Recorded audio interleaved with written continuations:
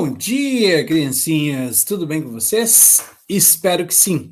Olha só, nosso assunto hoje é Revolução Russa. Vamos falar sobre os russos. Tá? A Revolução Russa, gente, ela marca o triunfo, né, da primeira revolução socialista a dar certo. Tá? Lembre-se que a primeira revolução, aí, a primeira tentativa de implantação de regime socialista foi a Comuna de Paris, lá em 1871, mas que durou apenas 72 dias, então, né, é considerado aí um fracasso. Né?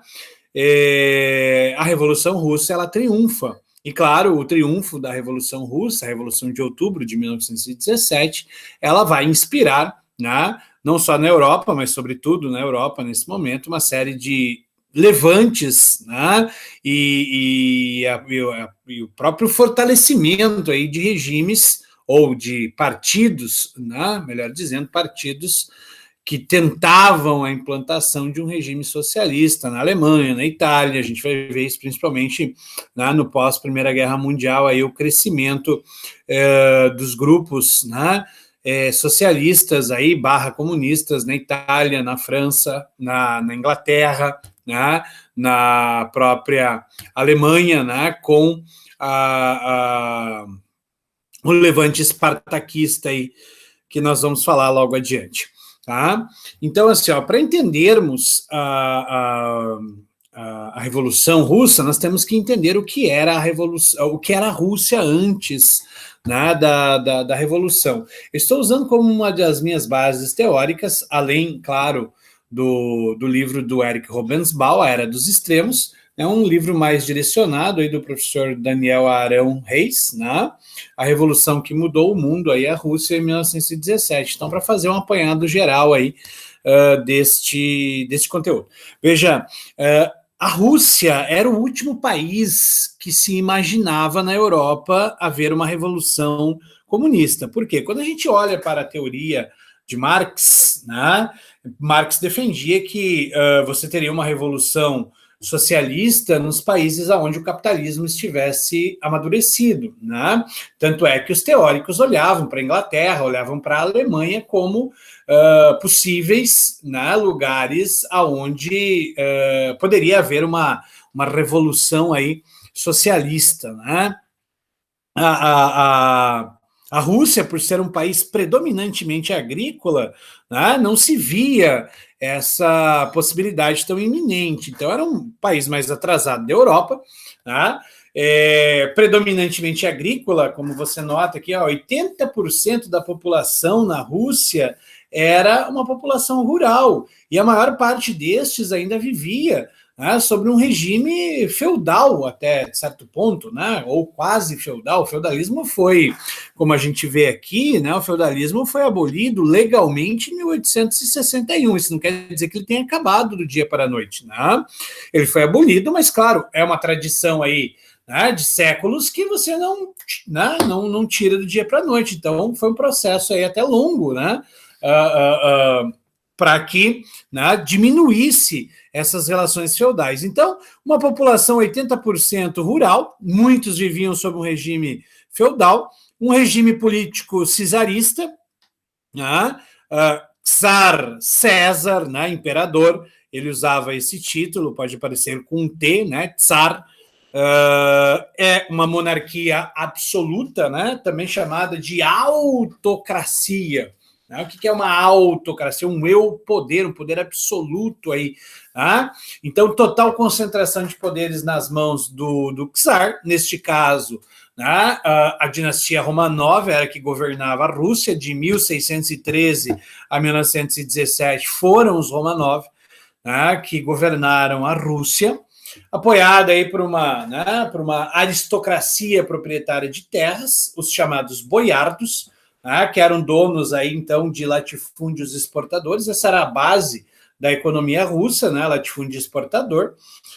Concentração de poderes nas mãos dessa nobreza, desses boiardos, e também, né, da Igreja Ortodoxa. A Igreja Ortodoxa que dominava o saber, né, tinha um poder ideológico nas suas mãos. Quando você ler Revolução dos Bichos, indico, baita livro, né? O corvo lá, né? Metaforicamente, o corvo da Revolução dos Bichos é a representação da igreja, né? Aquele que olhava lá e depois ia contar lá para, né, o Sr. Jones as fofocas, digamos assim, do Solar dos Bichos. O fato é que nós temos os camponeses, que eram a maior parte da população, chamados mujiks, explorados de forma quase feudal, como referenciamos anteriormente, né? A lei aí da servidão foi abolida em 1861, né, com poucos efeitos práticos, porque era uma questão ali de tradição, né, e que você demora a quebrar isso. Tá? A Rússia tinha poucas indústrias, as poucas indústrias, em sua grande maioria, eram de capital estrangeiro, né? Você tinha indústrias, né, da Bélgica, da França, da Alemanha e, sobretudo, da Inglaterra. Lembrando que a Rússia e a Inglaterra tinham uma relação econômica muito, muito estreita, muito forte. A Rússia comprava muita coisa da Inglaterra, havia muito capital inglês aplicado na Rússia, e isso nós teremos aí um upgrade, por assim dizer, tanto da França quanto da Inglaterra, quando a Rússia entra na Tríplice Entente, né, por volta de 1907. Tá? A parte mais industrial da Rússia, veja, a Rússia tem dimensões continentais aqui, ó. A parte mais industrializada ficava aqui no Ocidente, na região da Ucrânia, né? Ao longo aqui, ó, dessa faixa laranja aqui, né? Odessa era uma das grandes cidades industriais, Kiev, essas áreas aqui mais a oeste era onde se concentravam as indústrias. Né? Daí para o interior era onde você tinha muitos produtores agrícolas, né? Lembrando que a Rússia tem muitos recursos naturais. Tá? É um país de dimensões continentais. Lembre-se, em 1867, eles acabam vendendo o Alasca para os Estados Unidos. Né? Lembrando, então, até aquele momento, a Rússia, né, ela atravessava o Estreito de Bering e chegava na América. Né? Só para lembrá-los, Estados Unidos e Rússia fazem fronteira.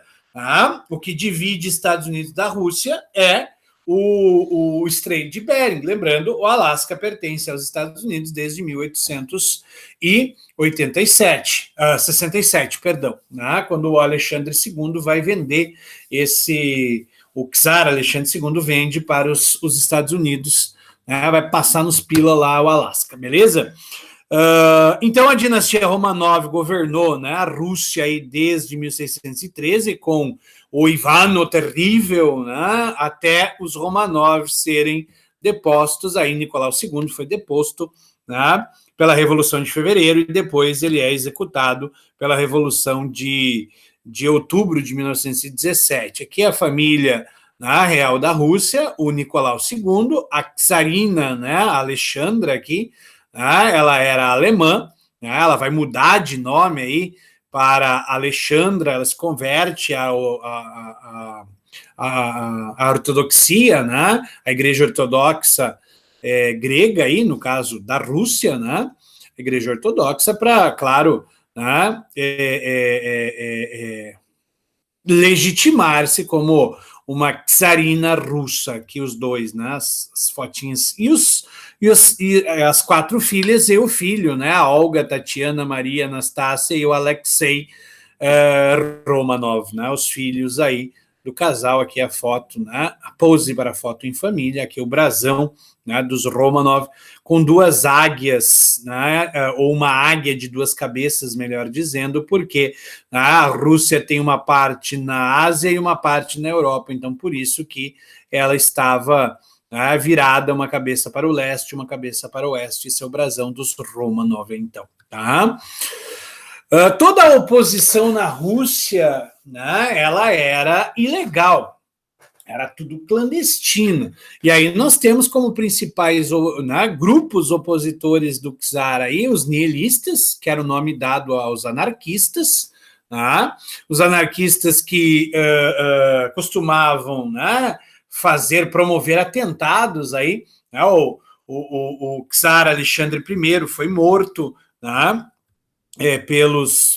o Alexandre II, perdão, foi morto aí pelos nihilistas, né? Havia a trama aqui, ó, para o assassinato também, para um atentado contra o Alexandre III, que era o pai do Nicolau II, e por conta, né, da descoberta dessa trama, houve uma perseguição muito grande ali aos que, né, tramaram, né, contra a vida do imperador. Um dos componentes, né, deste grupo aí era o irmão, né, do Vladimir Ilyich Ulyanov, que vai atender pelo codinome de Lenin, está aqui nessa imagem, né? Stalin, Trotsky, Lenin, Engels e Marx, talvez os grandes vultos aí, né? do comunismo, né?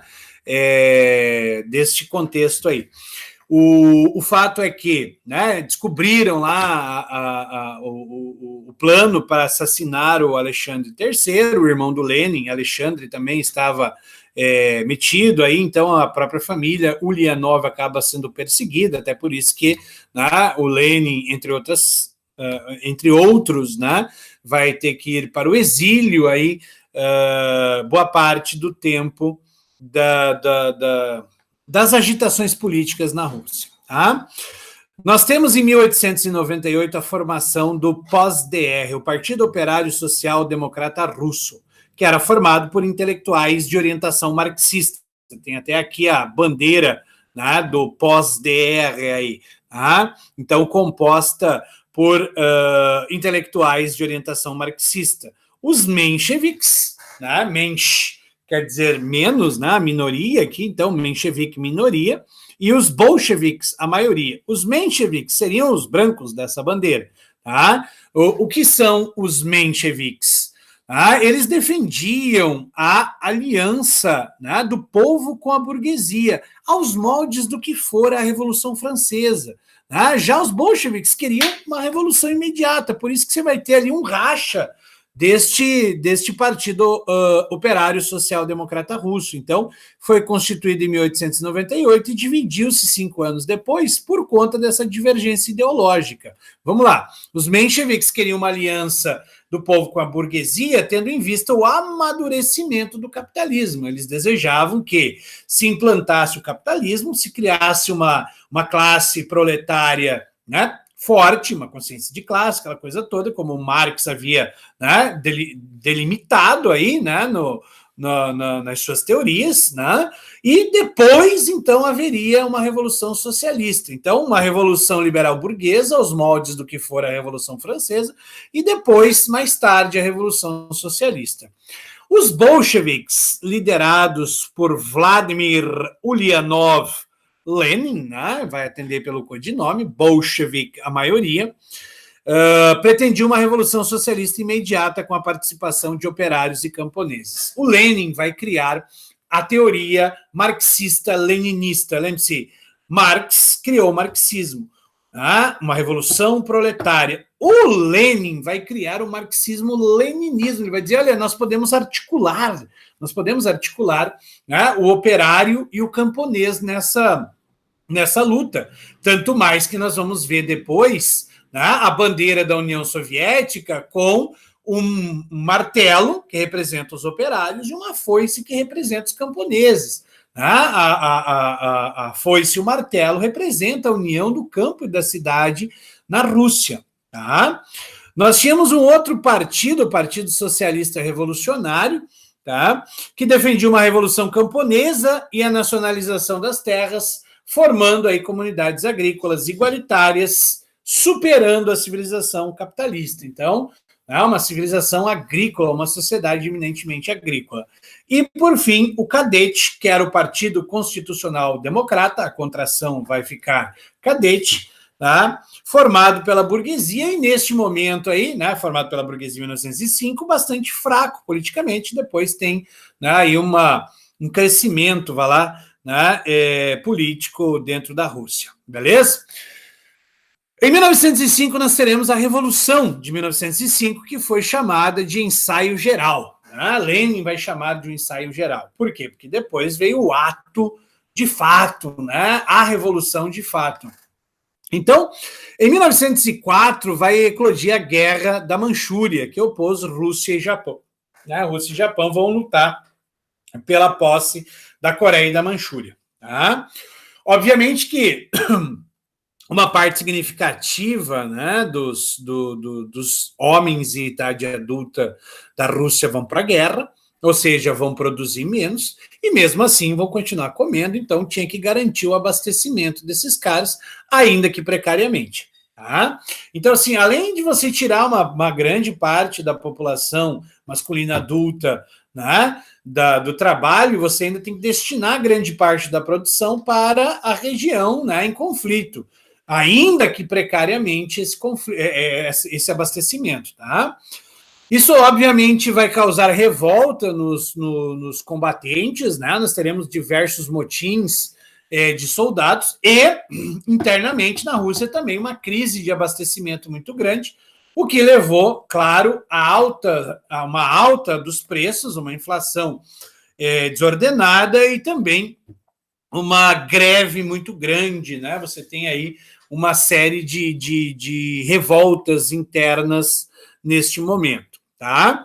No dia 9 de janeiro de 1905, pelo calendário juliano adotado na Rússia à época, é a Revolução Bolchevique que vai alterar o calendário russo, até então era o calendário juliano. Né? No dia 9 de janeiro de 1905, acontecerá o chamado Domingo Sangrento. Tá?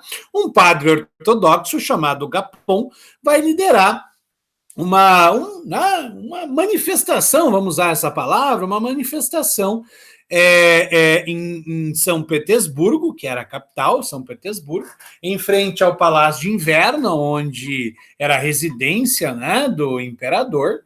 Eles vão se manifestar na frente do Palácio de Inverno, pedindo aí melhores condições de vida, vão lá, direito, aumento salarial, diminuição do horário de trabalho, o povo tem fome, quer comida, o imperador ajuda a gente. Eles vão lá tratando o imperador como paizinho, né, como um queridão, eles não vão lá para derrubar o imperador, tampouco com uma manifestação com viés violento, né, de revolução e tudo mais. Não, era uma manifestação, né, com bandeirinha, galera lá, né, pedindo ajuda ao imperador.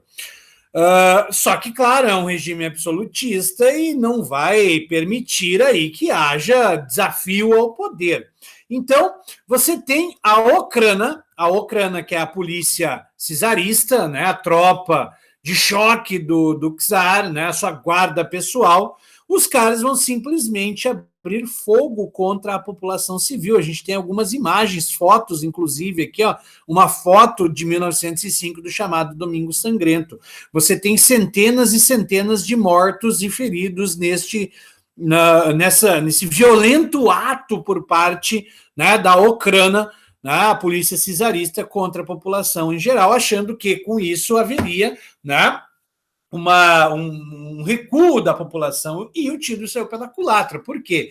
Nós teremos a insurreição, né, em vários pontos do país de movimentos contra a violência, né, perpetrada pela polícia czarista. Né? Talvez a mais famosa ou mais famoso dos eventos tenha sido a revolta dos marinheiros do encouraçado Potemkin. O encouraçado era um baita navio de guerra, lembre-se, eram as armas mais destrutivas daquele período. Os soldados do encouraçado Potemkin, os marinheiros, melhor dizendo, do encouraçado Potemkin, que estava estacionado, né, em Sebastopol, era parte da frota do Mar Negro, os caras vão se rebelar contra, né, a violência do governo contra a população e, claro, a carestia e tudo mais que estava rolando na Rússia naquele momento. Além dos marinheiros aí, camponeses, outras nacionalidades, lembre-se, a Rússia é um país que agrega outras nacionalidades, não apenas os russos, né? E militares, como a gente deu o exemplo aí, né, dos marinheiros do encouraçado Potemkin, vão se rebelar contra a violência do governo, contra os maus tratos, contra a situação inteira ali, né? Surge também nesse momento os sovietes, um movimento orgânico totalmente independente do czar ou de partidos, né? Os sovietes são conselhos aí formados, né, por operários, camponeses, soldados, um conselho da cidade, por assim dizer, né, formado aí por operários, camponeses, soldados e assim por diante. E vão também, né, colocar mais gasolina aí nas manifestações. Tanto é que em outubro, veja, começa em janeiro essas manifestações. Em outubro, o imperador, temendo perder completamente o controle do país, irá, né, dar um passo atrás. Ele irá recuar, ele irá propor aí um regime representativo. Ele vai dizer: olha, galera, tá bom, eu estou errado, eu vou abrir mão do meu poder absoluto. Eu vou criar um parlamento. Como é que eu falo parlamento em russo? Eu chamo Duma. Vou criar uma Duma, vou criar um parlamento.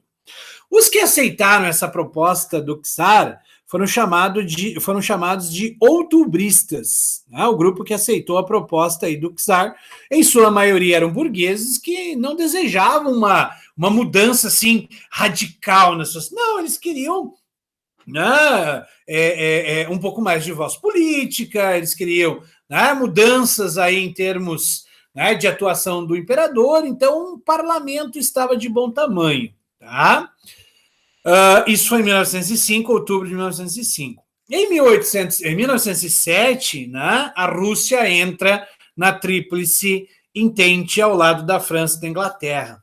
E com isso nós teremos enormes injeções de dinheiro da França na Inglaterra, e da Inglaterra, né? A Inglaterra, inclusive, vai ceder terras, né, territórios para os russos na região onde hoje é o Iraque, né? Cederam terras lá para satisfazer, obviamente, algumas vozes na Rússia e conseguiu o apoio do czar, que devido a esse novo arranjo, tá, vai conseguir transformar, né, a Duma em um instrumento meramente decorativo. Em 1907, o czar Nicolau II, fortalecido por empréstimos franceses e por doações de terras, né, da Inglaterra no Oriente, ele desencadeou uma contra-revolução, dissolvendo todos os sovietes, né, prendendo ou exilando os membros da oposição. Né? As concessões liberais foram suprimidas pela Duma, né, aquela Duma legislativa, o parlamento legislativo. Embora tenha sido mantida aberta, ela virou meramente simbólica, é consultiva apenas a Duma. Aqui, ó, o imperador, era ele que escolhia os membros da Duma, obviamente, que ele ia colocar lá os seus cupinches, tá? Tanto mais que, quando veio em 1914, quem declarou guerra, né, a Áustria foi o próprio Nicolau II, foi o imperador. E aí a gente vê a entrada da Rússia na Primeira Guerra. Preste atenção, as revoluções na Rússia, e estou usando no plural, elas têm sempre a ver com guerra, seja a Revolução de 1905, que tem a ver com a Guerra da Manchúria, seja a Primeira Revolução, a Primeira Guerra Mundial, que vai levar à Revolução de Fevereiro, e a manutenção da Rússia na Primeira Guerra levará à Revolução de Outubro de 1905. Por quê? Veja, a Rússia entra na Primeira Guerra em 1914 muito despreparada. Se você lembra, na aula sobre a Primeira Guerra, nós até falamos, né, que o Kaiser Guilherme, lá da Rússia, Guilherme II, da Alemanha, perdão, ele dirá: olha, né, Áustria, dá um jeito na Sérvia porque a Rússia não está preparada para a guerra. Tá? E aí, claro, a Rússia vai se aventurar na guerra com tropas mal treinadas, tá? Com táticas muito antigas se comparadas à da Alemanha, um comando totalmente negligente, tá? Pouquíssimos equipamentos, né? Muitos trens não chegavam até mesmo à linha de frente dos combates, o que fazia com que muitos soldados lutassem sem, né, sapatos adequados, sem roupas adequadas, sem armas, inclusive, né, sem alimentos, porque o abastecimento era muito precário, e isso levou a expressivas e constantes derrotas para os alemães e austríacos, lembrando que, né, os otomanos também entram na Primeira Guerra Mundial exatamente porque eram inimigos da Rússia, mas isso lá na Primeira Guerra a gente já falou, tá? Tudo isso leva a uma crise econômica novamente na Rússia, tá? Inflação, desabastecimento, como a gente viu lá em 1905. Tá? E o resultado entre guerra, fome, doenças, entre outras coisas, são 5 milhões de mortos. Veja, é um número muito elevado. A Rússia é o país que mais, né, o país da Primeira Guerra ali, que mais perdeu numericamente pessoas, né? Em termos de percentuais, foi a Sérvia. A Sérvia perdeu 25% da sua população. Mas em números, foi a Rússia, 5 milhões de mortos. Tá? O que faz com que o czar, né, ele fale assim, não, o negócio é o seguinte, a gente está perdendo porque esses militares aí, esses comandantes são ineficientes, eu vou para frente de batalha. Tá? Só que lembre-se, o Estado russo já era bastante inoperante, uma burocracia muito grande, incompetência, tudo isso. Com a saída do czar, a coisa piorou significativamente. Por quê?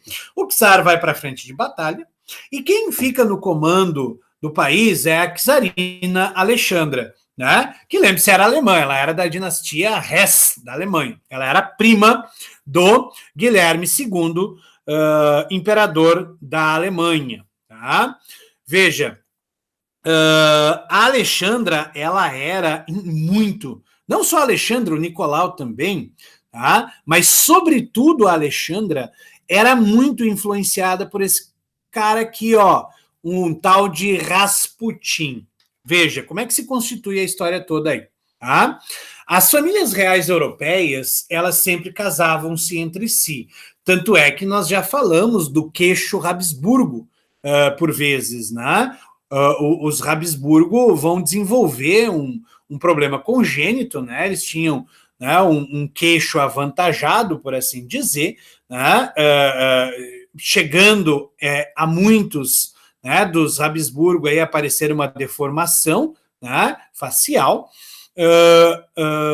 por causa dos casamentos congênitos, o filho do Nicolau e da Alexandra vai desenvolver uma hemofilia do tipo B. Por quê? Se você olhar aqui o mapa, né, genealógico das famílias europeias, você vai ver que há muitos casamentos consanguíneos, né? A rainha Vitória, da Inglaterra, que era alemã, né? Um dado interessante, né? O sobrenome, né? O título da rainha Vitória era Hanover. Eles mudaram durante a Primeira Guerra para Windsor, né? Por Hanover era um nome muito alemão, da mesma forma que a cidade de São Petersburgo passou a ser chamada de Petrogrado, mudaram o nome da cidade de São Petersburgo para Petrogrado, porque era um nome, né, São Petersburgo, um nome alemão demais. Mas o fato é que a rainha Vitória, ela é conhecida como a vovozona da Europa, e o Albert da Dinamarca, o sogrão da Europa. Por quê?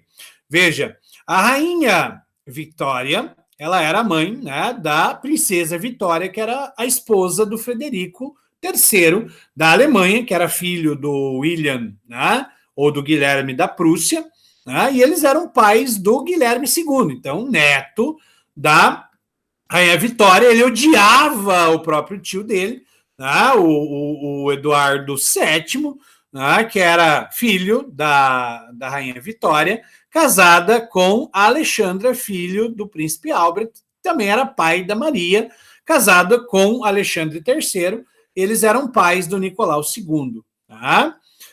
Lembrando que a Alexandra era prima, né, no caso aí, do George V, que era o rei, né, o futuro rei da Inglaterra. Então aqui tem uma foto, né, do Nicolau II e do George V, que se não tivesse legenda ali embaixo, você diria, não, eles são gêmeos.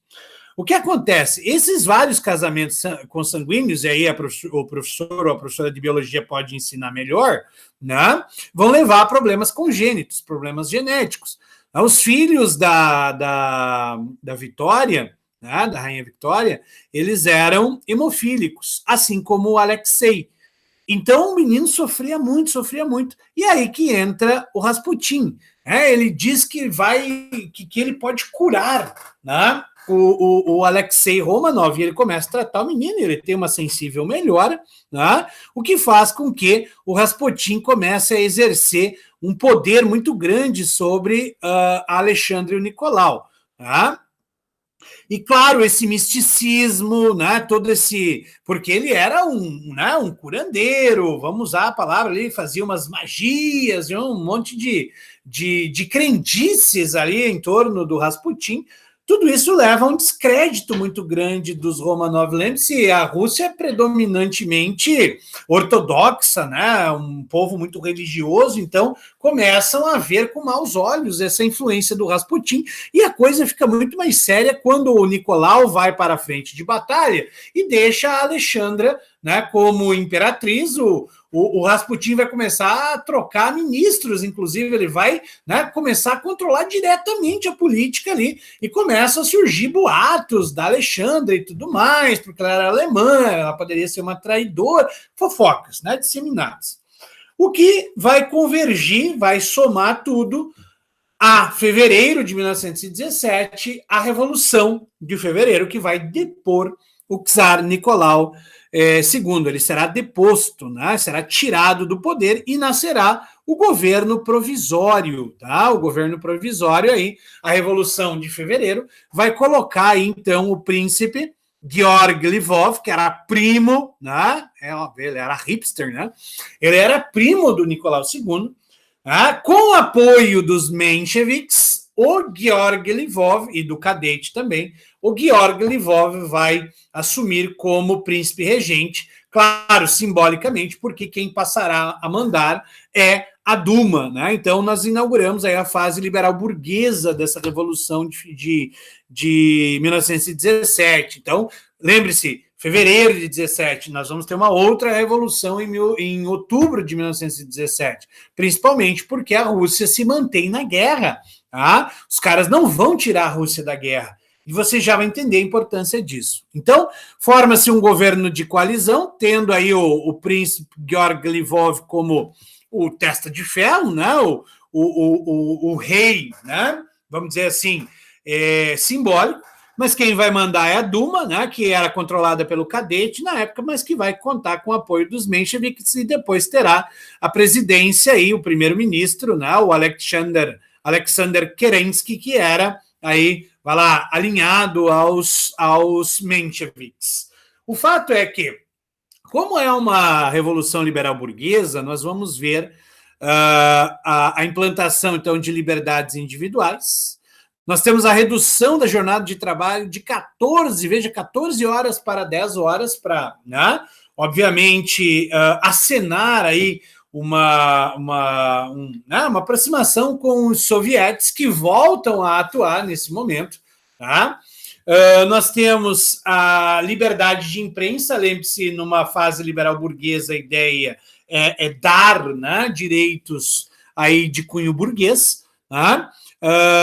E os caras que estavam presos ou exilados políticos vão ganhar anistia, ou seja, são perdoados, ganham perdão. É aí que o Lenin começa a sua viagem de volta para a Rússia.